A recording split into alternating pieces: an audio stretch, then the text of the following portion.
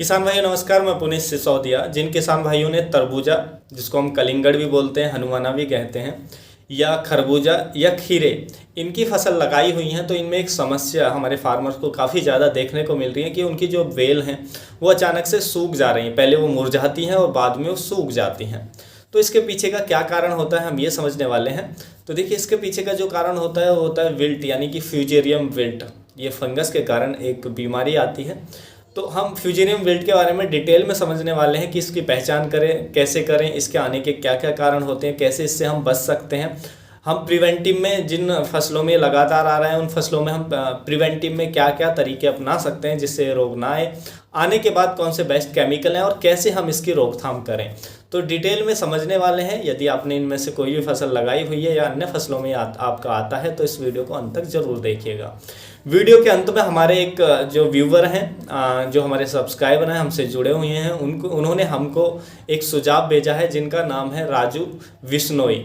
उन्होंने हमें एक सुझाव भेजा है और वो सुझाव आपके लिए हो सकता है, काम का हो सकता है। तो उनका सुझाव भी हम आपको बताने वाले हैं।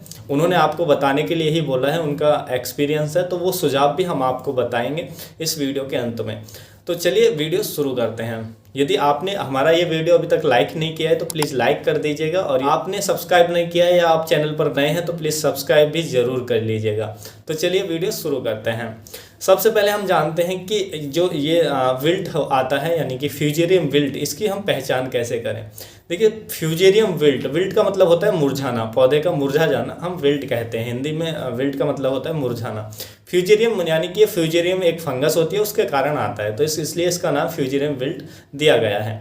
तो जैसा कि आप इसके नाम से समझ सकते हैं कि इसमें जो पौधा होता है वो एकदम से आपको मुरझाया हुआ दिखाई देता है। पौधा एकदम से, उसकी जो पत्तियां नीचे को लटक जाती हैं, मुरझा जाती हैं। धीरे धीरे जो पत्तियां हैं वो पीली पड़कर और सूख जाती हैं। धीरे धीरे अन्य पौधों में फैलकर पूरी की पूरी क्रॉप में हमारी में फंगस फैल जाती है। इसी तरीके से सिम्टम्स शो करते हैं। इसके शुरुआती दिनों में क्या होता है कि जो पौधा होता है वो जब हाई टेम्परेचर होता है, यानी कि दोपहर का समय होता है, जब हमारा टेम्परेचर दिन में पीक पर होता है, उस टाइम पे पत्तियां जो होती हैं वो मुरझाने लगती हैं। और जब हम सुबह शाम उसको देखेंगे तो हमारी जो पत्तियां वो अच्छी दिखाई देंगी। हमें लगता है कि ये शायद नमी की कमी के कारण होता है, यानी कि प्लांट को पानी की ज़रूरत है।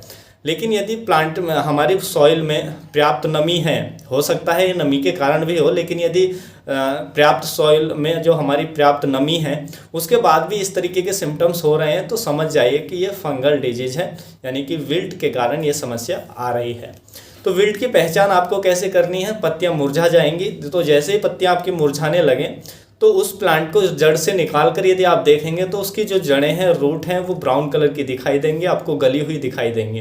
जो हेल्दी प्लांट की यदि आप देखेंगे तो एकदम वाइट रूट होती हैं, लेकिन जो इस तरीके का प्लांट है यदि उसकी जो जड़ें हैं वो भी आपको ब्राउन कलर की दिख रही हैं, तो फिर समझ जाइए कि इसमें फ्यूजेरियम विल्ट है।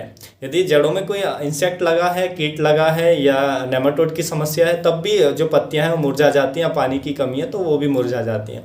तो आपको जड़ों को खाल कर देखने से पता लग जाएगा। यदि जो जड़ हैं, रूट हैं, ब्राउन कलर की हो रही हैं और पौधा आपका मुरझा रहा है तो समझ जाइए कि वो विल्ट की समस्या है, फ्यूजेरियम विल्ट की समस्या है। तो फ्यूजेरियम विल्ट की रोकथाम के लिए आपको क्या करना है ये भी समझ लेते हैं। देखिए, फ्यूजेरियम विल्ट के यदि आपके खेत में लगातार ये समस्या आ रही है, हर बार आ रही है, तो आपको सबसे पहले हम प्रिवेंटिव में जानते हैं कि हम प्रिवेंटिव में क्या कर सकते हैं। प्रिवेंटिव में आपको क्या करना है, सबसे पहले जो हमारा सीड की बुवाई कर रहे हैं उसको उपचारित करके बोना है। आप कार्बेंडाजिम का उपयोग कर सकते हैं, आप मैनकोजेब का उपयोग कर सकते हैं बीज उपचारित करने के लिए, और या आप ट्राइकोडर्मा का यूज कर सकते हैं। इनमें से कोई भी आप ले लें, उसका उपचार करके ही बीज की बुवाई करें, तो इस समस्या के आने के काफ़ी कम चांस हो जाते हैं। जिन खेतों में ये फंगस लगातार आ रही है, तो एक तो आपको देखिए, ये जो फंगस है हमारे खेत में आने के बाद 5 से 10 वर्षों तक जीवित रह सकती है। इसके जो बीजाणु हैं 5 से 10 वर्षों तक जीवित रह सकते हैं। तो इसलिए जो इसके प्रति सेंसिटिव क्रॉप हैं, जैसे खरबूजा, तरबूजा, खीरा, इन फसलों को फिर आप उस खेत में ना लें। लंबे समय तक आप क्रॉप रोटेशन भी अपना सकते हैं। या आप सॉइल का सोलराइजेशन भी कर सकते हैं। सोलराइजेशन के बारे में आप नहीं जानते हैं तो नेक्स्ट वीडियो में मैं आपको डिटेल में बता दूंगा।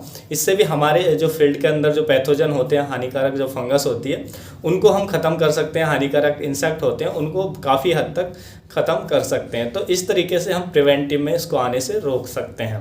प्रिवेंटिव में आप कुछ केमिकल का भी ड्रिंच कर सकते हैं। यदि आपके खेत में लगातार आ रही है तो पहले ही आप जो हमारे कुछ केमिकल हैं जिनको मैं आपको बाद में बताऊंगा, उनका भी आप ड्रिंच प्रिवेंटिव में ले सकते हैं।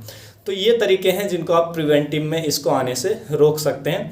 और प्रिवेंटिव में आपको क्या करना है कि आपको जो नमी है वो ज़्यादा नहीं होनी चाहिए आपके फील्ड में। ऐसा ना कि आप जल भराव रखें, जल भराव रखेंगे तो ये फंगस ज़्यादा से ज़्यादा आएगी। इसलिए नमी को आपको मैनेजमेंट करना, यानी कि इरिगेशन का मैनेजमेंट आपका बहुत ही अच्छा होना चाहिए। तो इसलिए नमी आपके खेत में ज़्यादा ना हो, और टेम्परेचर क्योंकि गर्मी ज़्यादा है तो नमी कम भी नहीं होनी चाहिए। तो नमी को मैनेज करना है, जल भराव नहीं रहना चाहिए, यानी कि आपके खेत में पानी भरा हुआ नहीं रहना चाहिए।